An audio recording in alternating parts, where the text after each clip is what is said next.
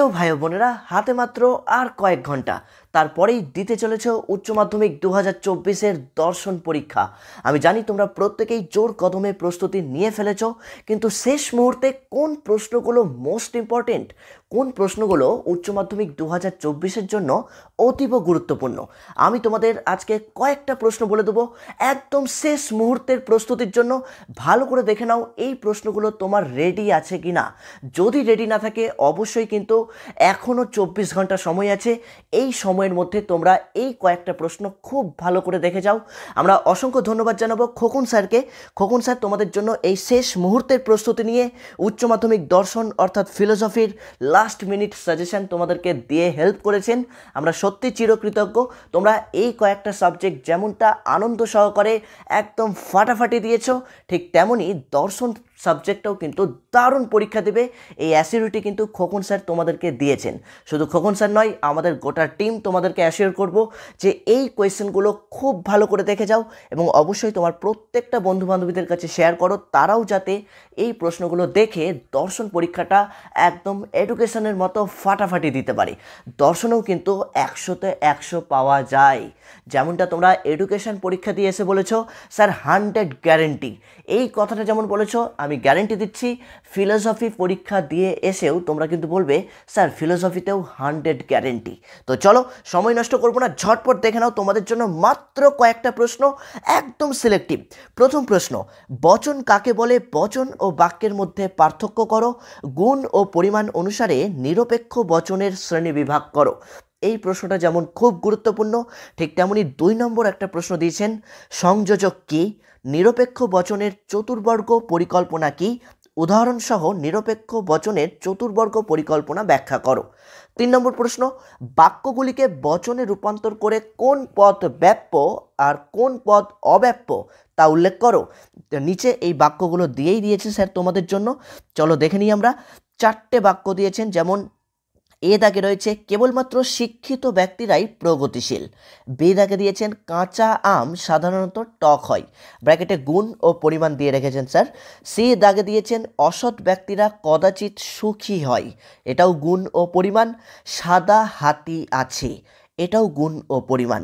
মানে এই বাচ্চাগুলি কোন পদ ব্যাপ্য আর কোন পদ অব্যাপ্য তা উল্লেখ করতে বলছে তোমাকে। চলে আসছি 4 নম্বর দাগ। 4 নম্বর দাগে কি বলেছে দেখো, বিবর্তন কাকে বলে? দৃষ্টান্ত সহ মাধ্যম ও অমাধ্যম অনুমানের মধ্যে পার্থক্য লেখো। বিবর্তনকে অমাধ্যম অনুমান বলা হয় কেন? বিবর্তনের নিয়মগুলি উদাহরণসহ আলোচনা করো। এ বচনের সরল আবর্তন সম্ভব নয় কেন? এ বচনের সরল আবর্তন সম্ভব নয় কেন? তাহলে 4 নম্বর দাগের যে প্রশ্নটা দেওয়া রয়েছে খুব ভালো করে দেখবে। চলে আসছি 5 নম্বর দাগে, নিম্নলিখিত বাক্যগুলি বচনে রূপান্তরিত করে আবর্তন বিবর্তন, বিবর্তনের আবর্তন, আবর্তনের বিবর্তন, আবর্তন ও বিবর্তন, আবর্তিত ও বিবর্তিত করো। মানে বুঝতে পারছো কতগুলো তোমাদেরকে পড়তে বলা হয়েছে, মানে জাস্ট অল্প কয়েকটা, এগুলোকে তোমরা জাস্ট প্র্যাকটিস করতে হবে। তোমরা প্রত্যেকেই জানো এগুলো কিন্তু প্র্যাকটিসের বিষয়। তো এখানেও কিন্তু তোমাদের 4টে বলা হয়েছে, যেমন এ দাগে দিয়েছে নিরামিষী বাঘ নেই। বি দাগে দিয়েছে চকচক করে এমন সকল বস্তু সোনা নয়। সি দাগে দিয়েছে মানুষ সাধারণত সত্যনিষ্ঠ। ডি দাগে দিয়েছে বৃত্তাকার বর্গক্ষেত্র নেই। এই যে 4টে বাক্য দিয়েছে, এই 4টা বাক্যের আবর্তন বিবর্তন, বিবর্তনের আবর্তন, আবর্তনের বিবর্তন, আবর্তন ও বিবর্তন ও আবর্তিত বিবর্তিত, এগুলো প্র্যাকটিস করবে বাড়িতে। ওকে, চলে আসছি 6 নম্বর দাগ, নিম্নলিখিত যুক্তিগুলিকে আদর্শ আকারে পরিণত করে তাদের মূর্তি ও সংস্থান উল্লেখ করো ও বৈধতা বিচার করো। এখানেও কয়েকটা বাক্য তোমাদেরকে দেওয়া হয়েছে, যেমন দেখো এ দাগে দেওয়া হয়েছে কেবলমাত্র সত্যবাদীরা সৎ এবং সত্যবাদীরা শ্রদ্ধার যোগ্য, সুতরাং শ্রদ্ধার যোগ্য সব ব্যক্তি সৎ, এটা। আর বি দাগে দিয়েছে সে নিশ্চয়ই কাপুরুষ, কেননা সে অসৎ এবং সব কাপুরুষই অসৎ। এই যে এই দুটো বাক্য তোমাদেরকে দেওয়া হয়েছে, এটার মূর্তি ও সংস্থান উল্লেখ করে বৈধতা বিচার করতে হবে। ওকে, চলে আসছি আমরা টিকা। 7 নম্বর দাগে টিকা দিয়েছে, টিকাগুলো একটু দেখে নেব।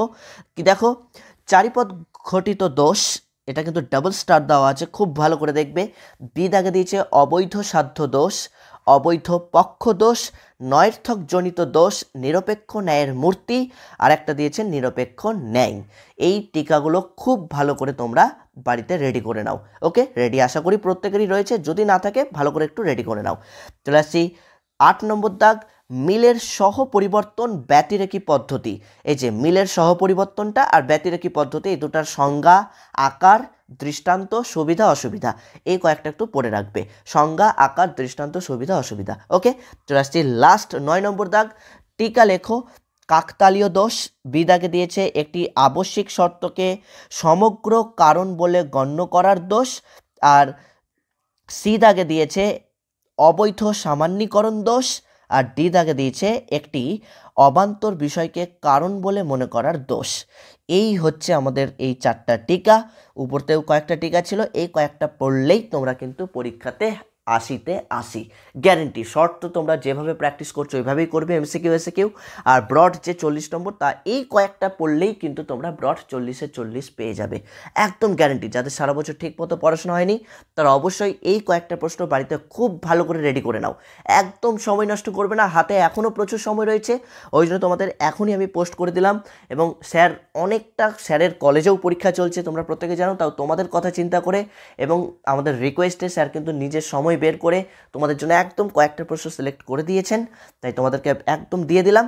অবশ্যই এই কয়েকটা প্রশ্ন বাড়িতে রেডি করো, লাইক করে দিও এবং অবশ্যই কমেন্টস করে জানিও এই প্রশ্নগুলো তোমাদের রেডি আছে কি না। ওকে, আর অবশ্যই তোমার প্রত্যেকটা বন্ধু বান্ধবীদের কাছে শেয়ার করে দিও, তারাও যাতে এই প্রশ্নগুলো দেখে একটু হলেও উপকৃত হতে পারে। ওকে, আশা করি বুঝতে পেরেছো। আর যারা চ্যানেলে নিউ রয়েছে অবশ্যই চ্যানেলটিকে সাবস্ক্রাইব করে পাশে বেল আইকনটি প্রেস করে দেবে।